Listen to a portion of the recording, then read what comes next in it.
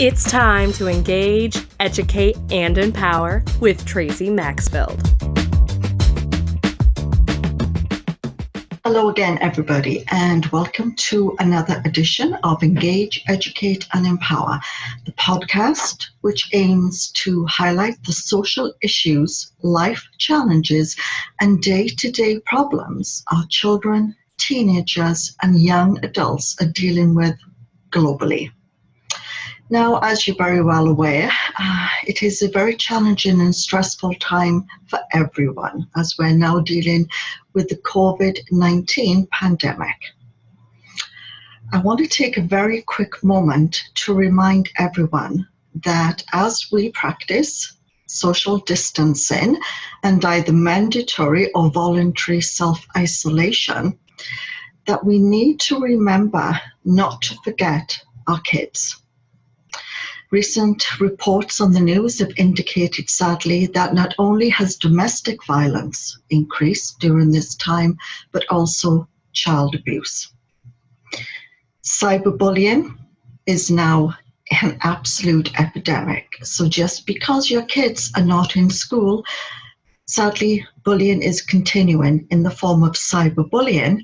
And then when out in society, unfortunately, we are seeing that many kids of Asian descent are being targeted. I urge you, as counselors, parents, teachers, guardians, family members, siblings, neighbors, or just as an adult, to please look out for kids in your apartment complex, in your street, in your neighborhood. If you see something, if you hear something, please report it. There are hotlines to report child abuse and neglect. Alternatively, reach out. Follow up with do a drop-by visit, maintain social distance, check if they need anything, is everything okay? Maybe send a text, make a phone call, connect via social media. But if you notice that maybe the kids that were in the house are now not around at all and don't even seem like they're at home, or if you see or hear things that indicate that maybe life is not so good and there are constant disruptions, then please do follow up and report it. So today I have a very special guest who has lived through life's trials and tribulations and truly knows what homelessness and hardship is like.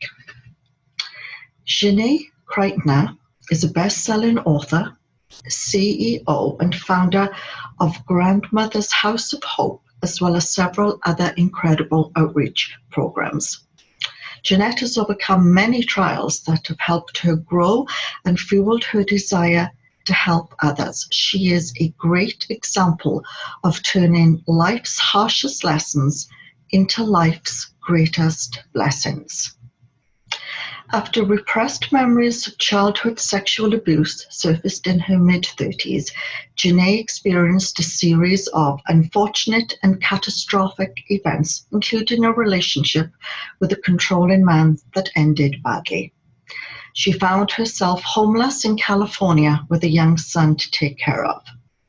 After many months of struggling to survive on the streets and bouncing from one motel to another, an angel entered her life. A man she had met briefly saw something in Janae as he visited with her, a goodness and potential that many overlooked because of her circumstances. After visiting her only once, he offered to take both her and her son into his home. His faith in her and the unconditional help he offered them allowed Janae to land back on her feet, and eventually they were married. Today, Janae wants her programs to offer others the help and hope that she once so desperately lacked in her life, and the support that allowed her to overcome immense trials and realize her amazing potential. Sinead began her incredible journey to pay it forward at a monthly homeless outreach offered at a church in Orange, California, as well as volunteering with the Gleaners Jail Ministry Program. But after the death of her mother, she wanted to do more. She began by taking women into her home that she had befriended at bus stop. The women lived with Sinead and her family for a few months until they were able to find another home and get back on their feet. After that, the guest room in their house was constantly occupied with people Sinead wanted to help. And one day, her husband remarked that there were more guests living in their home than family members. So Sinead did the only thing that made sense. She, her husband, and son moved out of the house and turned it into the very first shelter in 2004. It was then that Grandmother's House of Hope was founded as an effort to give back to a community that aided Sinead in rebuilding her life after she was homeless in 1991. Sinead has also created the Nana's Kids program, which is a weekend food program which provides meals to children living in motels when the free meals at school are unavailable. And she also started the Hope Works. It's an education and enrichment center, which is an after-school program for high-risk kids in low-income neighborhoods. This program keeps children off the streets and out of gangs. Today, Sinead is considered a hero by the thousands of people whose lives she has blessed and is honored for her wonderful work. She has received a recent award, the prestigious Spirit Summit in Los Angeles. Today, Sinead continues to spread her messages of hope and healing through speaking platforms. So we're going to take a very quick commercial break, and when we return, it will be my very, very great pleasure and honor to introduce Sinead Kretner. Stay right. Tracey Maxfield is a retired nurse with over 36 years' experience in mental health and dementia. She has spent years studying, researching, and writing on dementia care, mental illness, and bullying in teenagers. Tracey struggled with chronic depression starting in her 20s, and after years of intense workplace stress, bullying, and harassment, her chronic depression intensified. Tracey wrote her book, Escaping the Rabbit Hole: My Journey Through Depression, as a way not to only relieve her stress and anxiety, but to help her friends and family better understand depression. The book became an international guide for mental health awareness, allowing Tracey to focus her attention on helping children, teenagers, and their parents work through mental health issues and bullying. She travels all over the world to meet with schools, mental health advocates, and experts in the mental health fields. She also offers online courses to help children, teenagers, and their parents work through issues, bringing families closer and to bring awareness to bullying in society. For more information on Tracey, her mission, the show, Tracey's book, and offered courses, visit TraceyMaxfield.com. You can see the latest news on mental health, upcoming guests on the podcast, read Tracey's blogs and articles, and more. Plus, follow Tracey all over social media on Facebook, Twitter, Instagram, and YouTube to watch the podcasts. See her daily messages and motivation and learn about each podcast guest and experts. Plus, while you're on the website at TraceyMaxfield.com, be sure to sign up for the free monthly newsletter. Follow Tracey with her upcoming events, interviews, seasonal tips, and the latest articles discussing important mental health topics and issues. And when you subscribe, you'll get a free copy of Tracey's booklet, Why Our Kids Are Suffering and How We Can Help Them. Just go to TraceyMaxfield.com. Tracey is committed to bringing parents and their children closer, to battle bullying and bring awareness to the mental health of children. That's why Tracey is offering her online courses to any adults, parents, children, and teenagers struggling during those hard times. Sign up for the course at TraceyMaxfield.com. You'll receive 8 full modules, over 12 videos, resources, and support discussing mental health, mood disorders, eating disorders, behavioral disorders, social media, drugs, suicide, risks and signs, and much, much more.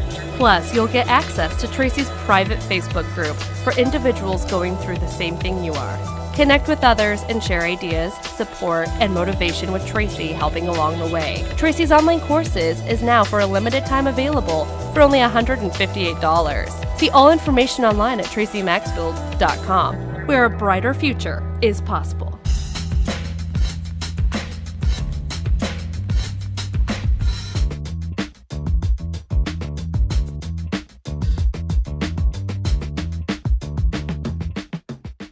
So, welcome back, everyone. And as promised, I'd like to introduce you to a very special guest today, Janae Kreitner. Janae, thank you so much for coming on to this podcast. And as I told everyone in the introduction, you have quite an amazing story that we need to share today. Well, thank you very much for having me. I'm really excited to be here. My pleasure. So, why don't we begin at the beginning? Why don't you share what happened to you that's brought you to this point today? Well, the story can be as short or as long as you'd like it to be, but I think for the purposes of your audience, the most important part of my story to start with is when I was young. At 3 years old, I was molested by a babysitter. Told my parents, which you would hope a young girl would do. I went and told the people that I thought would protect me. And I even remember my dad taking the young man out on the front porch and giving him a good talking to about, being appropriate and sending him off on his way, clearly not to ever return. That evening, my father came into my bedroom and asked me to show him what the babysitter had done to me and took it as a green light to start molesting me himself. Oh, So I clearly didn't tell anyone ever again. Buried it and buried the abuse that started to happen on a very regular basis. When I was 6 years old, I now have memories recovered of my father taking me to an underground pornography ring and trafficking pictures of myself out into whatever dark community he was involved in. Strange part about it was if you looked at my family from the outside in, we looked like a very normal, happy family with kids and campfire and boys and, guitar lessons. And, we looked like the upper middle class family in Orange County back then. But behind closed doors, things were definitely taking a very bad turn for the worse. So I literally stuffed these feelings for the next 11 years until my father passed away, ironically on Father's Day. He had a massive heart attack and died in my arms. And his abuse stopped at that point, obviously. But my brother, who is also a victim, picked things up where he left off.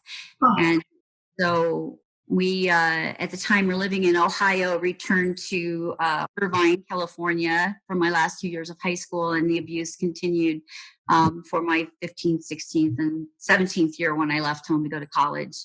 I didn't remember any of this until I was much older. I found my release and my recovery and my healing or my coping mechanisms actually by throwing myself entirely into music and theater. So Right. I used to sing. I went to college on an opera scholarship, double majored in music or theater, and got my equity card with the American Conservatory Theater, and found it very, I found a huge release in being somebody else. Right. Yes. I could throw myself into that. It was always very uncomfortable being my own person. So if I was, for instance, if I was singing a song that was in a show and I had a character, that really resonated with me. But singing a song that had to tap into my own personal feelings was much more difficult. So time went on. I had a pretty successful career in the entertainment industry.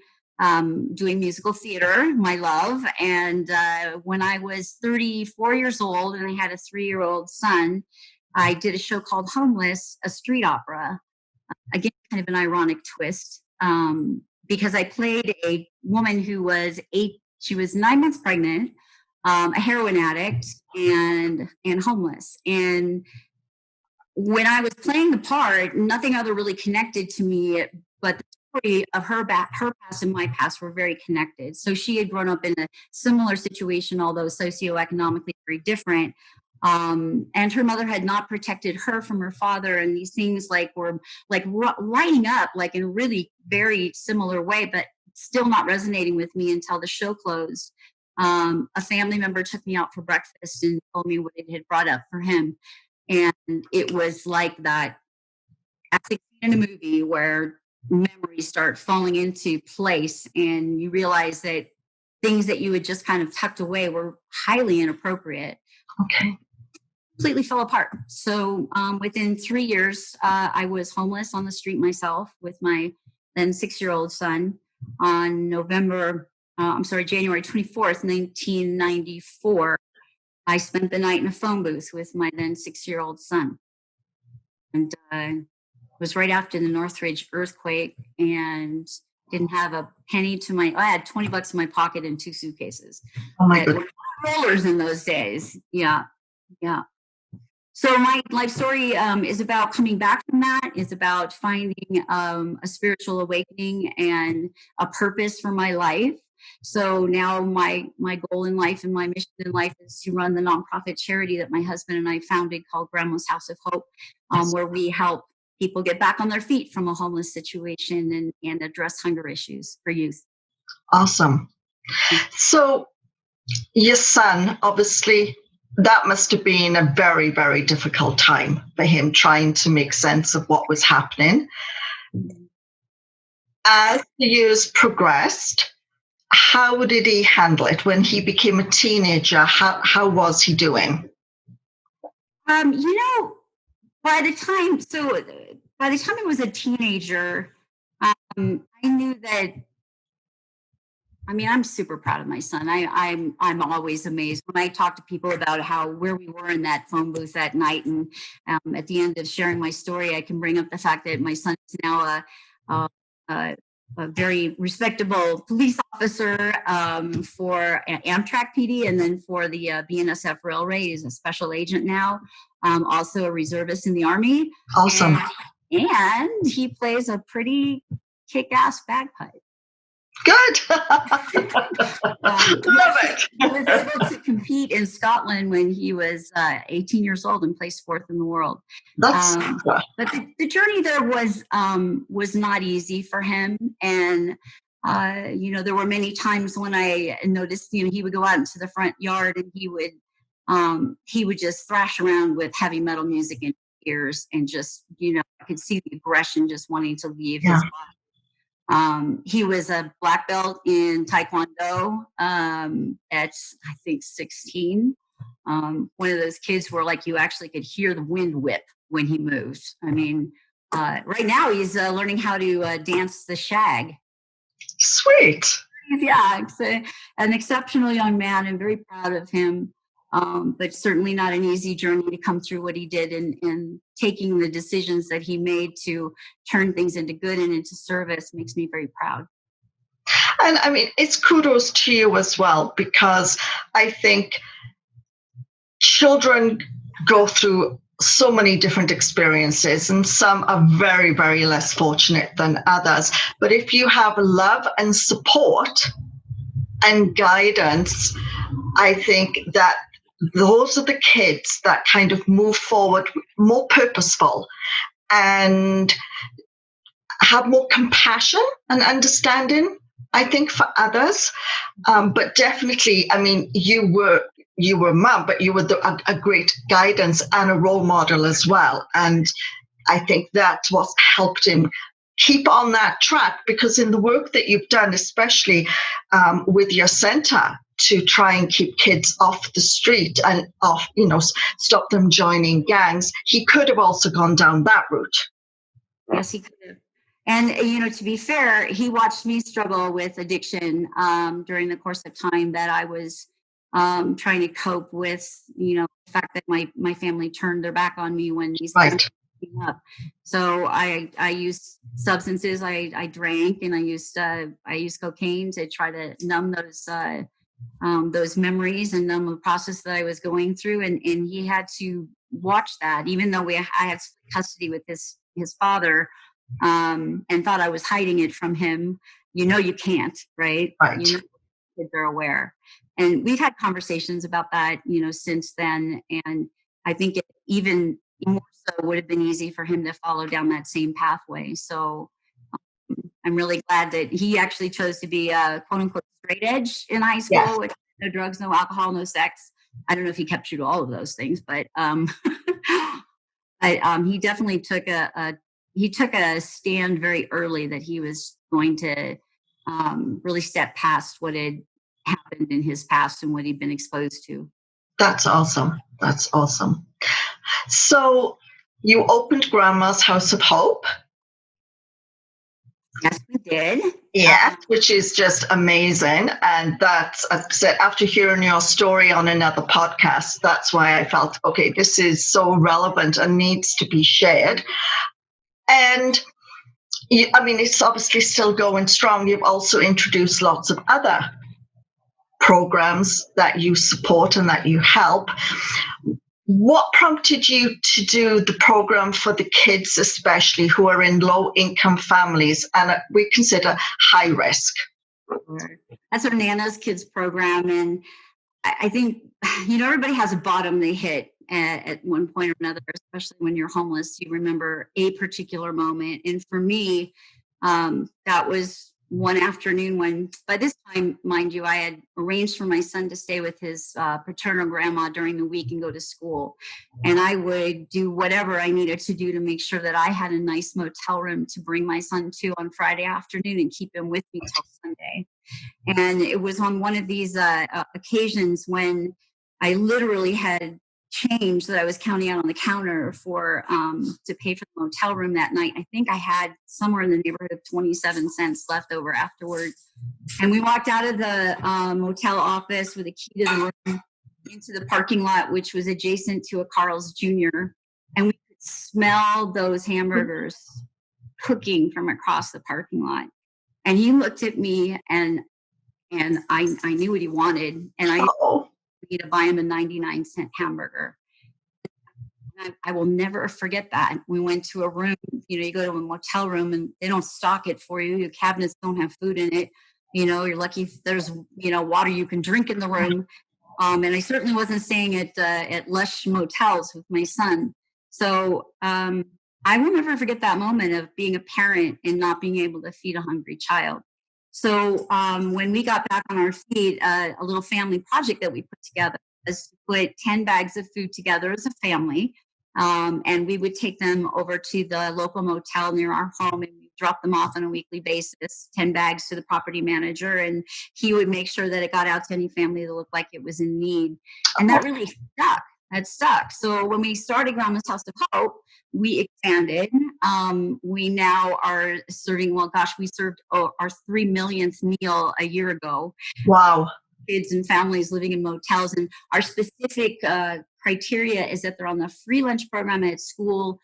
They rely almost entirely on the school cafeteria as their primary source of food, and therefore go hungry from Friday until Monday morning. So our program was originally meant to bridge that gap, and also for holiday breaks when the school cafeteria wasn't available.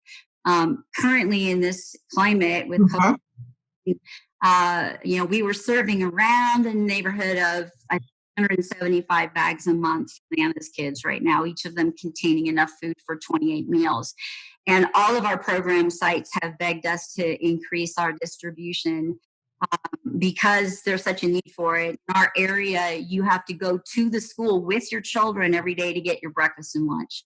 And for so many reasons, our kids who get bused to school, their families aren't going to do that for a breakfast and a lunch and then have to come back the next day for a breakfast and a lunch. So we're piggybacking with that program, showing up on the Thursday or Friday, and we're giving them enough food to supplement all of that through the weekend and through the coming week. So we went from 375 bags last month to a planned 1,495 bags with over 22,000 additional meals this month. Small grant to cover the first month of the service, but we obviously don't want to start and then have to stop. And yes. And additional challenges we're facing as the food bank, where we normally get a lot of our food for this program. all the foods in your stores are off the shelves. They're not donating food that is close to their best if used by date to the food bank. They're selling everything they have. So the food Right. bank is getting kind of food donations. So we have to kick it up and start buying wholesale. And then we have to overcome the obstacle of, a limit of 2 boxes of oatmeal to any one customer. So we have a lot of challenges ahead of us. We're working with a lot of different partners. And of course, we need support to continue to keep this program moving forward. But it's so critical with everything else that a family is managing, including a lot of parents who have been laid off of Yeah. jobs that they can't return to. And not being able to really teach their children at home, not having the skills to be able to do the homeschooling. You can imagine that the family dynamic is getting heightened, and we're going to start seeing more domestic violence calls and that kind of thing. So we want to take off that weight of a hungry child, their mom, making her, just heightening that whole, emotional stress in the family unit. No, absolutely. And it's interesting that you said that when I recorded my intro before I started reading out your bio, I actually said to the audience that with the pandemic and the self-isolation, whether it's mandatory or voluntary, the number of domestic violence cases and child abuse are rapidly increasing. And as members of a community, we really need to start looking out for those people and for the kids. And if you hear something or you see something, or just go and check on them.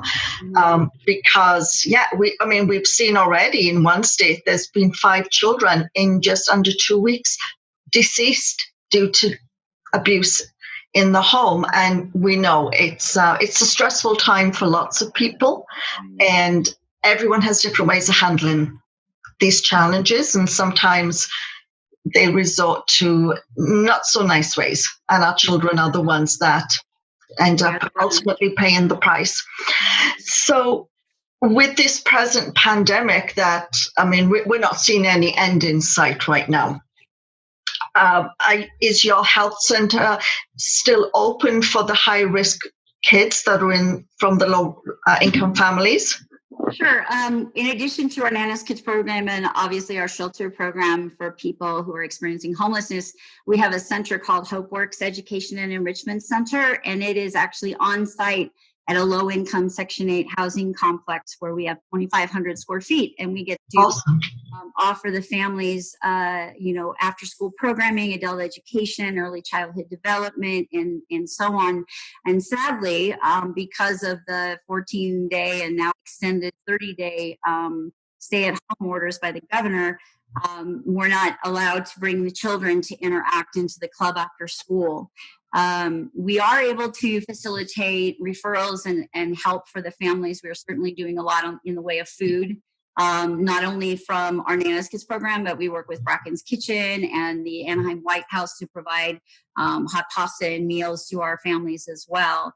The computer lab is open for families for the adults in the family to come in and utilize. So we've started to develop our own kind of homeschooling project because, again, many of our kids don't have that support at home, and there's second language barriers and so on. So we're starting to send work home to the kids, and then we're acting as like the teachers and correcting the work, and then the kids get to earn cherry bucks to pick out prizes and things like that. I love it. Absolutely love it. That is awesome. We've had to get creative. Yes, we do. We have to think outside the box.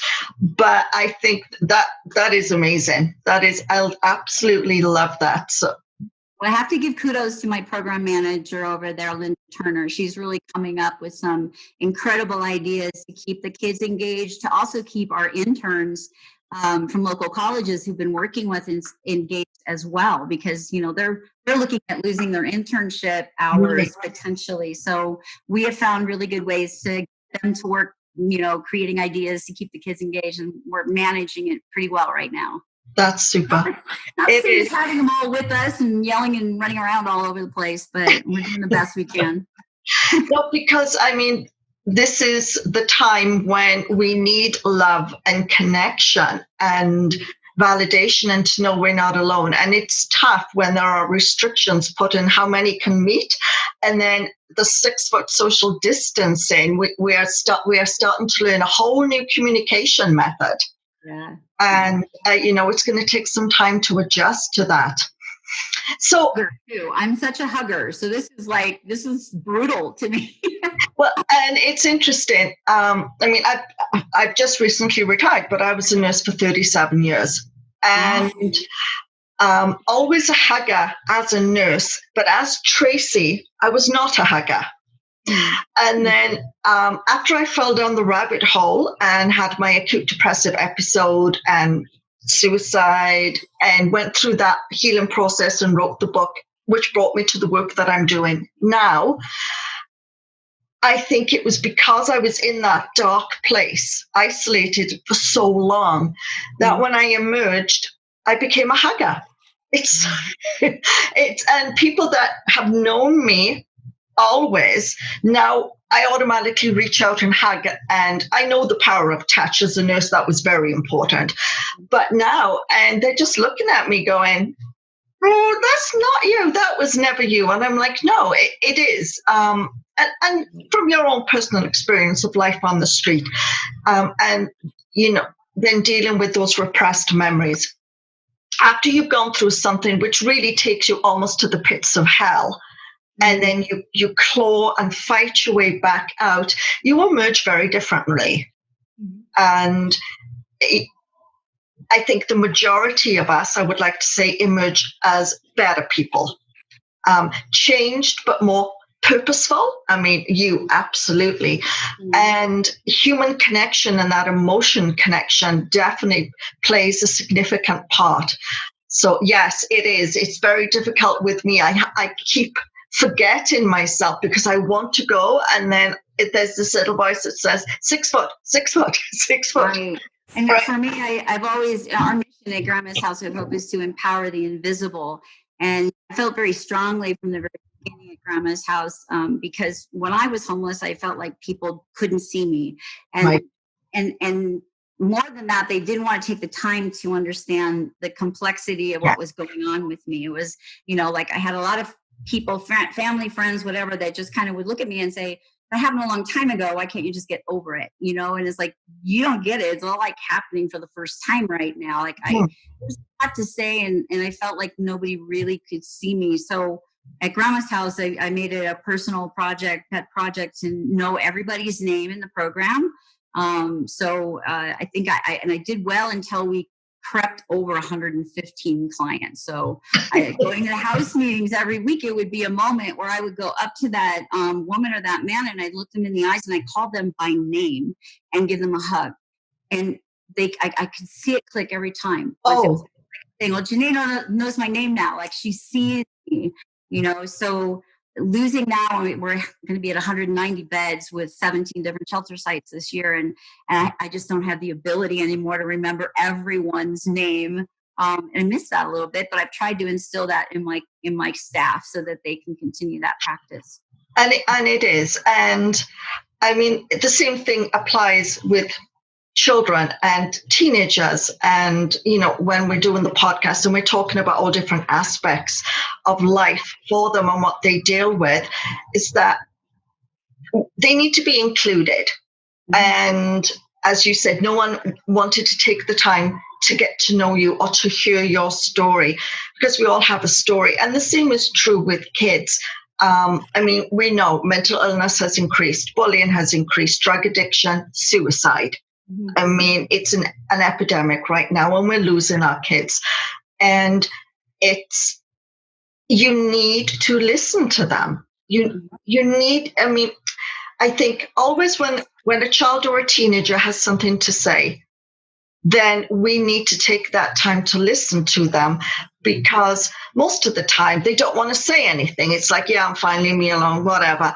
And then when they have something they want to share or ask an opinion or are just confused about, if we invalidate that and just dismiss it, but I don't think a lot of adults understand the implications, because then it immediately devalues the kid, the child, the teenager, that they're not worthy of even having that kind of conversation. But also it gives them the sense that I'm too busy, I have more important things. Your issue really isn't that important, and just move on, it'll be fine.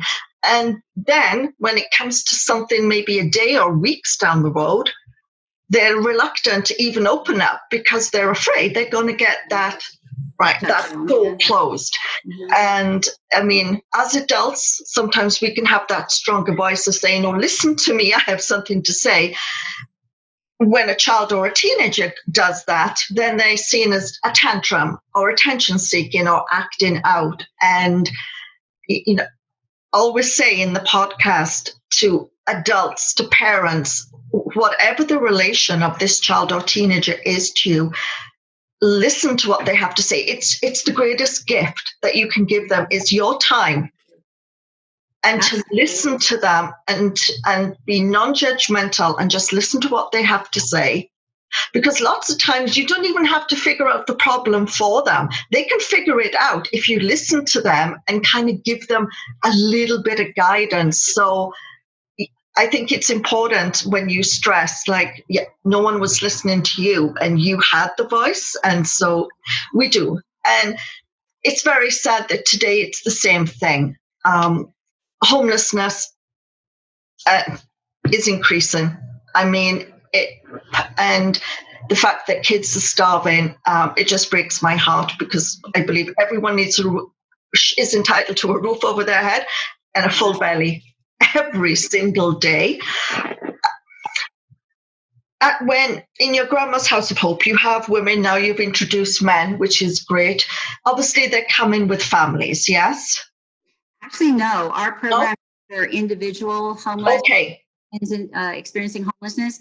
That being said, we our real focus is to try to sit in the gaps where there are no other services. So we take clients that have difficulty accessing or aren't qualified for other programs. So that's brought us to some very interesting, groups that we help. Right. The first time that a client was diagnosed with breast cancer, and I started to look out at how many women are walking around on the street never knowing they even have breast cancer because they haven't had any detection. We were getting them coming to us in 3rd and 4th stage cancer always, because they were just getting treated and treated at for pain.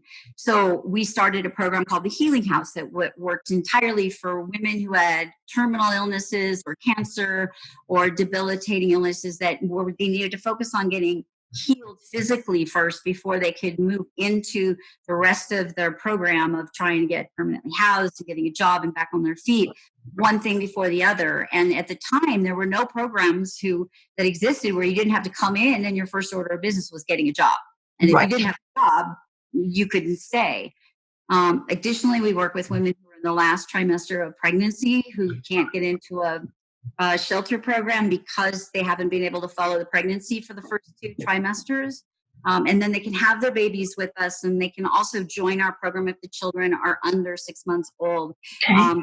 But in that situation, we are always trying to look for a family program so that the program that they go to has services for the children.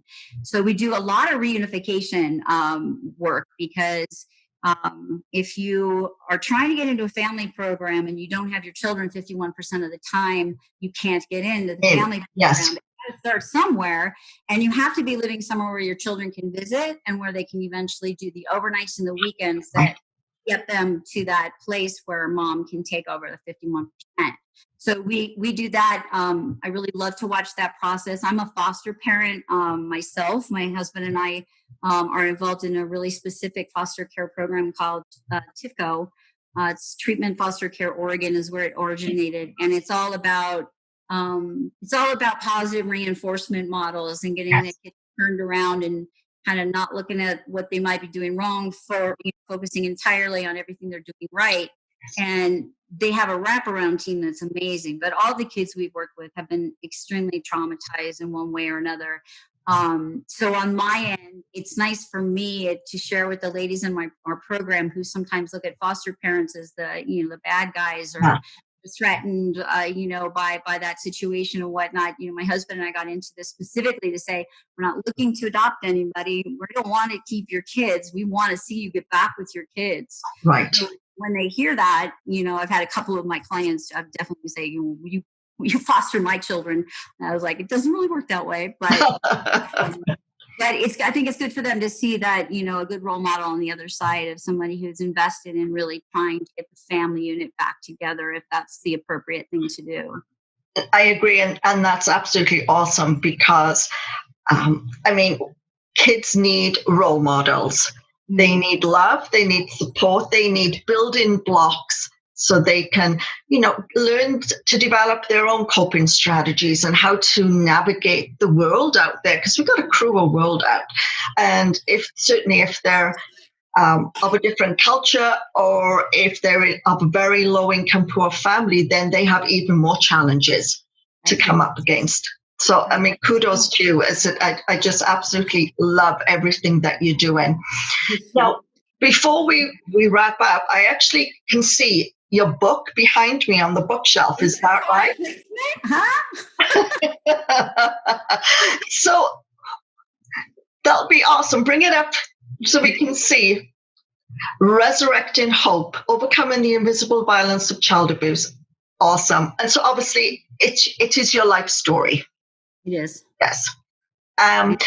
So I think guidance time now.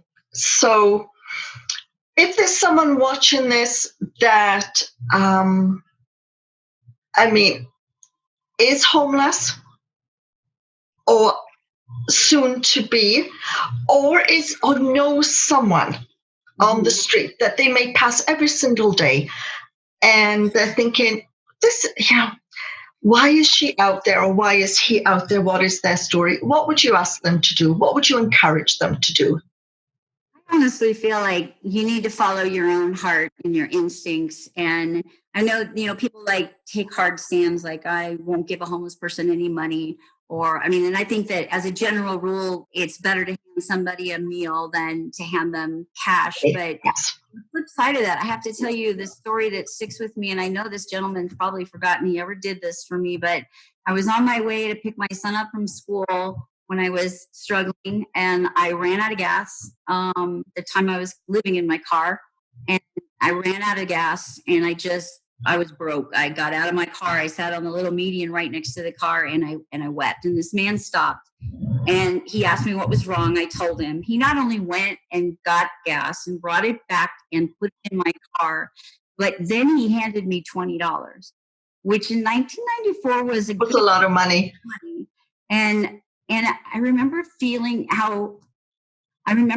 seen. Like he saw me. He saw my story. He saw a need, and he didn't even think twice about. He did. Maybe he thought about it all the way to get gas and back. Should I give her money? Should I not? But to me, that day, the difference in that, I'm still talking about that day 25 years later. So, don't let something completely block you from doing something that somebody says you really shouldn't do, because I think you should be prayerful about it. Yes. And listen to your heart. And what's the worst that can happen is you do something nice for somebody and they don't say thank you. Like, you really can't do it for the thank you. I mean, right off the bat, I just want to say that it's not likely you're going to get a thank you. So don't do it for that. Do it for somebody speaking in your heart to do. I agree. Yes. And, everything that we do, it should never be for a thank you. Right. It should be because it's something we want to do. We want to help. We want to pay it forward. We want to try and make a difference. We're not doing it for pats on the back. We're not doing it for money back. We're not doing it for rah-rahs. Right. It's nice to get appreciation every once in a while, but at the bottom line is you're doing it because you're a good person, and for the grace of God goes I. They always say, we're all like one paycheck away. I think we are. We're all one paycheck away. And I think more and more people are noticing this more than ever, unfortunately, during this time. But it's be kind and reach out because you don't know what's going on in anyone's world. And that little thing could make the whole difference to them. Right. And just imagine what the words stay-at-home order mean to a person without a home. Exactly. You know? Oh, I know. And I think that what's sad is that everyone is concentrating on giving everyone ideas on how not to become bored and how to maintain their mental health and wellness. And that is important. But we're also forgetting how many more are now at risk. And, when children are not in school, teachers don't have their eyes on them. And we know teachers are the highest number that will report concerns of mistreatment or abuse. And so as a society, I think this is more than ever when we need to step up. Yeah. And we need to look out. And I'm not on a soapbox by any means, but we need to look out for children, for teenagers, but we also need to look out for the older person and just for one another. I mean, humankind. Mm-hmm. And, it's just be kind. That's always my motto. It's like sprinkle kindness everywhere. It doesn't cost you anything. Just be kind. Yeah. So I could go on and on here. You have such an amazing story, and the work that you're doing is just, as I said, humbling, very humbling. I am so very grateful that you took time out of your busy schedule to actually come on to this podcast. No, honestly, because I feel every single person has something that they can share that can change someone's life. That somebody will be watching this or listening to this, and they'll just have not the repressed memories, but that light bulb moment of, this is what I'm now going to do. Every time I pass that lady sitting on the street corner, I'm actually going to give her a cup of coffee and see what's going on. The child that you always see that looks like he needs a new jacket and he's gazing, at the fast food place or something, get him some French fries. It's do the little things, because children we know they're our future, right? And we want to give everyone the very best chance they can to have a wonderful life. We do. Yeah. Bless you for all of that, Tracey. You really set a great example. Thank you. And Janae, wow. All I can say is wow. I call them people earth angels. We have angels that have gone up, but there are also people that I say are earth angels, and you are an earth angel. Aww. And I think the world is a much better place because of you and the work that your husband does, and of your son, and everyone that you've now involved in your organization. And so thank you so very, very much for everything that you do and for making a difference in people's lives, which is what we all want to do. So we're going to go for a very quick commercial break, and there you'll see how to get hold of Jeanette's book, all her social media links, all the website links, everything you need to get hold of Jeanette. And please do check her out, do follow her, and do look at the work that she's doing. And if you can volunteer because you live close, or if you have financial resources or know people that can help, please do so, because right now, all of us, we all need a hug, but we always need some help and support too. So we'll be right back. Janae Kretner is a best-selling author, CEO, and founder of Grandma's House of Hope, as well as several other incredible outreach programs. After repressed memories of childhood sexual abuse that resurfaced in her mid-30s, Janae experienced a series of unfortunate and catastrophic events, including a relationship with a controlling man that ended badly, and she found herself homeless in California with a young son to take care of. After getting back on her feet and her incredible journey, she decided to pay it forward at a monthly homeless outreach offered at her church in Orange, California, as well as volunteering with the Gleaners Jail Ministry program, but decided she needed to do more. That's when she founded the Grandma's House of Hope as an effort to get back to to a community that aided her in rebuilding her life after she was homeless. The purpose is to empower the invisible. She also founded the Healing House program for homeless women with cancer. Today, Janae is considered a hero by thousands of people. Make sure to check out her website at grandmashouseofhope.org, on Facebook and Instagram at Grandma's House of Hope, and find her on LinkedIn.